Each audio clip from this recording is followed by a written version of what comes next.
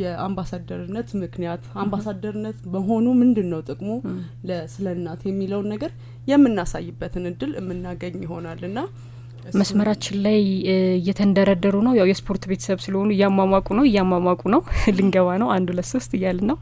ሄሎ ጤና ይስጥልኝ የተከበሩ ጤና ይስጥልኝ ሰላም ነው። ኢንስትራክተር ብዙዎች ደግሞ የማያውቁት የስለናት በጎ አድራጎት ድርጅት አምባሳደር የኢትዮጵያን እግር ኳስ ማርሽ ቀያሪ ከ31 አመት በኋላ ኢትዮጵያ በአፍሪካ ዋንጫ እንድትሳተፍ እሳቸውን ካጣን በኋላ ስፖርቱ አሁን ያለበትን ነገር እያየን ያለነውና የሁላችንም ቁጭት ተመልሰው በርግጥ በሙያ ያያገዙን ያሉት ግን ወደ ኮቹ ላይ መተው ማየት ዳግም ምን ናፍቃቸው ኢንስትራክተር እንዲሁም የስለናት በጎ አድራጎት ድርጅት አምባሳደር ሰውነት ቢሻው መስመራችን ላይ ናቸው። ኢንስትራክተር እንዴት ዋሉ? በናስልኝ እንዴት ዋላችሁ? ምሳ ተበላ? ገና በመንደርደር ላይ ነኝ። እሺ እንዴት ነው? ያው ብዙዎች አናቅም የስለናት አምባሳደር መሆኑትንና መቼ ነው የሆኑት? ስለናትስ ምን የሚሉን ነገር አለ? ቆይቷል። ከአንድ 5-6 አመት በፊት ነው የሆንኩት እና በየጊዜው ፕሮግራም በሚኖርበት ጊዜ ካለኝ እሄዳለሁ። አሁንም ሁሉ ጊዜ ስለናትን በአእምሮ ያስባለሁና ተለይቼም አላቅም ማለት ነው። እናመሰግናለን እያደረጉ ላሉት ነገር እንዲሁም ስለናትን እንዲያስተዋውቁልን ምን ሐሳብ አሉት በምን መንገድ ነው አድማጮቻችን ሊረዱ የሚችሉት የሚለው ነገርም እንዲያስተላልፉልን እንፈልጋለን። አሁን ለመናገር ከሆነ ስለናት ማህበር እጅግ በጣም መደገፍ ያለበት እጅግ ከባድ ትልልቅ ስራ የሚሰራ ወላጅ ወልዶ የሚጥለውን ህፃን ልክ እንደ ወላጅ ሆኖ የሚያሳድግ በተለያዩ ህመሞች የተጎዱ ህፃናቶችን ይዞ እንደዚሁ ያበላ ያጠጣ የሚያሳድግ እንደዚሁም ደግሞ በተለያየ ምክንያቶች በችግር ምክንያት ስለናትን የተጠቁ ልጆችን ደግሞ እያስተማረ እስከ ዩኒቨርሲቲ ድረስ ተገብተው ተምረው ራሳቸውን አገራቸውን ቤተሰቦቻቸውን እንዲረዱ ያስቻለ የሚያስችል ትልቅ ማህበር ነውና ይሄ ማህበር ደግሞ እውነት ለመናገር ከሆነ የሚያግዘው የሚረዳው የለውም። በመከራ በአንዳንድ ሰዎች እርዳታ የሚንቀሳቀስ ድርጅት ነው እና ማንም ኢትዮጵያዊ የሆነ ሁሉ እንደዚህ የወደቀን ህፃን የ3 ወር 4 ወር አንስቶ ትልቅ አድርጎ ዩኒቨርሲቲ ድረስ ገብቶ እንዲማር የሚያበላ የሚያጠጣ የሚያለብስ እንደ እናት እንደ አባት ከዚያም በላይ ሆኖ የሚንከባከብ ድርጅት እኔ አላየሁም እና እውነት ለመናገር ብዙዎቹ ሰዎች እየሄዱ ቢጎበኙት ድርጅቱ ያለበትን ሁኔታ ቢያዩ ቢገመግሙ እንደገና ደግሞ ባለው ችግር ላይ ምንም ገቢ የሌለው ድርጅት ነው ገዛ ቢደረግለት እጅግ በጣም ምስጋና የሚገባው ነገር ነው የሚሆነው ለእርዳታ ለሚረዳው ሰው ማለት ነውና እኔ ጥሪ አስተላልፋለሁ። የዚህ አይነት ትልቅ ስራ በአገራችን ላይ ሰው እየፈጠረ ያለበት የተወረወረን ህፃን ቢተው ማንም አያነሳውም ሊሞት ነው ማለት ነው።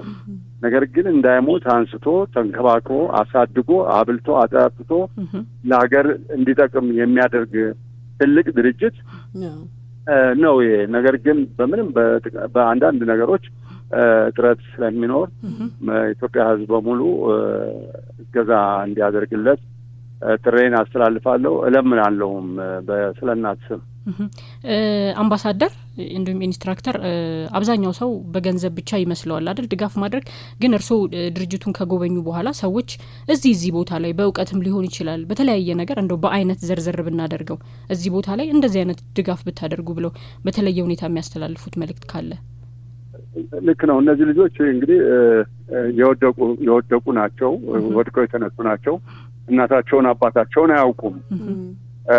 እያደጉ በሚሄዱበት ጊዜ እናቴ ማናት አባቴ ማን ነው ብሎ መጠየቀው አይቀርም። ትክክል። ያ ነገር ደግሞ ጠይቆ ወዲያው መልስ ስለማያገኝ ለምን ጥላት ሄዳለች ጥሎ ሄዳል እንጂ ለስነ እናት ማህበር መጥቶ እስከሚረከባት ድረስ ወይም ስታስረክብ ተዋውቀው የእሱ እናት የእሱ አባት መሆኑን አሳውቆ አይደለም ለስነ እናት ሄደው አንድ ቦታ ጥሎ ይሄዳል፣ ስለ እናት ያነሳል። እና እነዚህ ልጆች እያደጉ በሚሄዱበት ጊዜ እናቴ ማናት አባቴ ማን ነው ብሎ መጠየቁ ስለማይቀር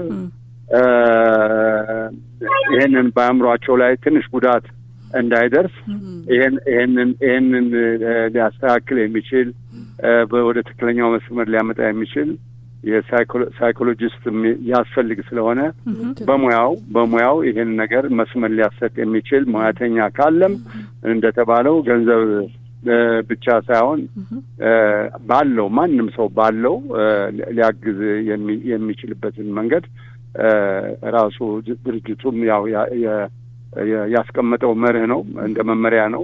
የግድ ገንዘብ አይልም። ማንም ሰው በሙያው ባለው ሙያ ላይ ሄዶ ገዛ እንዲያደርግለትም ጭምር ነው ጥሪ የምናስተላልፈው። ያው እኛ ስንለምን የተለመደው ብር ስለሆነ ሁሉ ሰው ወደ ብር እንዳይተረጉመው በሚል ነው። እውነት ነው። ገንዘብ ያለው በገንዘቡ፣ እውቀት ያለው በእውቀቱ፣ ነርሶች ሊሆኑ ይችላሉ፣ አስተማሪዎች ሊሆኑ ይችላሉ፣ ድጋፍ ማድረግ የሚችሉ ፍቅር መስጠት ብቻ የሚችሉ ሰዎች ራሱ ሄደው ፍቅር መስጠታቸው የተሻለ ነውና እናመሰግናለን ኢንስትራክተር። እሺ እኔም እጅግ በጣም አመሰግናለሁ። እግዚአብሔር ይስጥልኝ። በጣም እግዚአብሔር ያክብርልን፣ ከነ ቤተሰቡ እድሜና ጤና ይስጥልን። በተለይ ደግሞ በስፖርቱም በበጎ አድራጎቱም የአገልግሎት ጊዜዎትን ደግሞ ረዘም ያድርግልን፣ ፈጣሪ በጤና ያኑርልን። በዚህ አጋጣሚ መጪው የጥምቀት በዓል ነውና ከጥምቀት በዓል ጋር ተያይዞ ሎሚ ወርውረው ነበር እንዴ ኮች? በእኛ ጊዜ ትንሽ ሰለጠን የምንልበት ዘመን ስለነበረ ኳስ ነው። እኔ ባለቤቴን ወሩሬ አይደለም ያገኘዋል፣ ተወርውሮቦት ነው። በግንባር ቀርቤ አግኝቻት አግቢኝ ብዬ ነው ያገባዋል። ያ ነው እና ሎሚ የኛም ታላለቆች ጊዜ ነው።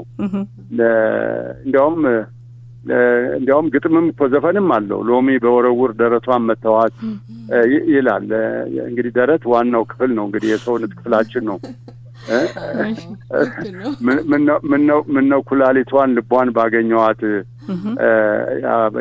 ይባላል። እና ሎሚ ትልቅ ነገር ነው፣ የፍቅር መገለጫ የነበረ ነው። አሁን ግን እኛም በእኛ ዘመን ያለው ግን ያው መተዋወቅ ተጀምሯል፣ መነጋገር ተጀምሯል። ድሮ መነጋገር የለም፣ አትናገርም። ያው ቤተሰብ ነው የሚያጭልህም የሚያጭልሽም ቤተሰብ ነው። ቤተሰብ ያለው ማግባት ነው።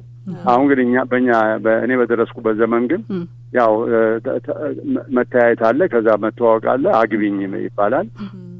እኔ አሁን እንደዚያ ብዬ ነው አግሚ ብዬ ነው ማላቃትን አንድ ቀን አይቻት ማላቃትን ሰው በአንድ ምክንያት አንድ ችግር ነበረ። ያን ችግር ለመፍታት ሲባል አግቢ ብዬ ያገባው ሰው ነኝ እኔ። መልካም እንኳን አደረሱት ማለት ይችላሉ። እኛ እንኳን አደረሱት ከነመላው ቤተሰቦት ብለናል። እንዲሁም ደግሞ ለብሔራዊ ቡድናችንም በአጠቃላይ ለስፖርቱ ማህበረሰብ ለማንኛውም ኢትዮጵያዊ ለሆነው ለማንኛውም ለዓለም ሕዝብ በሙሉ እንኳን ለጥምቀተ ባህሩ በዓል በሰላም በጤና ደረሳችሁ። መጪው ጊዜ የሰላም የደስታ የፍቅር እንዲሆንላችሁ እመኛለሁ። እናመሰግናለን። ይሄው ነው። እሺ እኔም በጣም አመሰግናለሁ። እናመሰግናለን። መልካም ቀን። አሜን አሜን። ኢንስትራክተር እንግዲህ ትልቅ ሀሳብ አንስተዋል። በተለይ ደግሞ በጣም ብዙ በጎ አድራጎቶች ብቻ አይደለም በጉዲፈቻ መልክ ልጅ የሚሰጥባቸው የሚያሳድጉ ተቋማት አካባቢ የመረጃ ክፍተት በጣም አለና ከመረጃ ክፍተት ጋር ተያይዞ በጣም ሊሰራበት ይገባል። አሁን ረጅም ዓመታት ውጪ ላይ ያሉ ቤተሰብ ፍለጋ በጣም ብዙ ችግር ውስጥ እያለፉ ያሉ ቤተሰቦች አሉ ወላጆቻቸውን ለማግኘትና እዚህ ላይ ከመረጃ ጋር ተያይዞ በጣም መሰራት አለበት። መሰራት ያለበት ነገር ነው። የስነ ልቦና ባለሙያዎችም አይደል? እውነት ነው። ስነ ልቦና ባለሙያ ብዙ ነገር ነው የሚያስፈልገው። በነገርሽ ላይ ማለት ልጅን ስታሳድጊ ምን እያደረግሽ እንደምታሳድጊ አንድ ልጅ ስታሳድጊ ያለው ነገር አለ።